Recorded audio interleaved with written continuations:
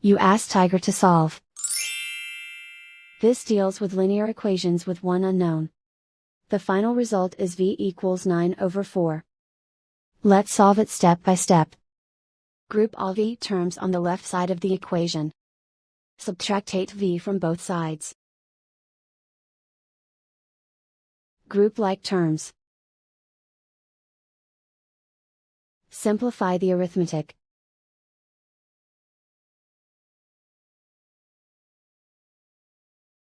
Group all constants on the right side of the equation. Add 18 to both sides.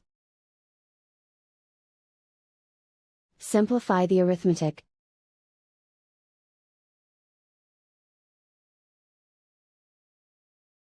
Isolate the v. Divide both sides by 8. Simplify the fraction. Find the greatest common factor of the numerator and denominator. Factor out and cancel the greatest common factor. And so the final result is v equals 9/4.